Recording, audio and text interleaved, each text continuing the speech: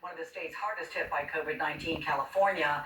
That state is nearing 10,000 deaths. It has surpassed 500,000 confirmed cases. But one group is being hit particularly hard, Latinos, and they account for about 56% of cases in the state. Joining me now from the farming community of Watsonville, California, NBC's Scott Cohn. Scott, with a welcome to you. I know that Watsonville is a big community in the ag industry there. We have Latinos making up, 93% of the farm workers in the Golden State. So what do you think that's going to mean, first of all, for the nation's food supply? It's a source of concern, Alex. The official word from the USDA is that there have not been any food shortages at this point. The food supply nationwide is diverse and spread out enough. But it's another reason that advocates here say you should pay attention to the numbers from out here, which are really striking. From the California Department of Public Health, Latinos make up about a third of the state's population, but nearly 2/3 of the cases and half of the COVID-19 deaths.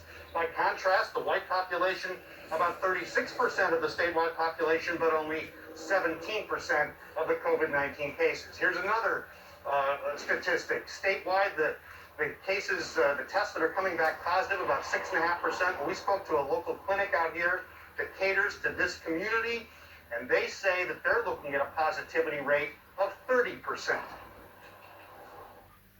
Our patients really provide food for the entire country and are really essential to the food supply. What we're seeing is that these essential jobs are also low-wage jobs, and we live in an area that has a really high cost of living.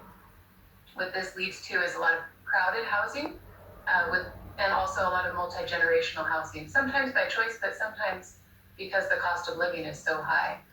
And in those situations, the virus can spread rapidly. Some of the growers that we've spoken to out here say that they are taking precautionary measures out in the field in terms of social distancing. But again, it's a question of some of the living quarters, which are very tight, multiple layers of family living together. There's a great deal of person-to-person spread as opposed to community spread. So it is a growing, persistent problem out here in California farm country. Alex? I mean, 30% positivity rate. That's extraordinarily high. Thank you very much, Scott Cohn, telling us about that.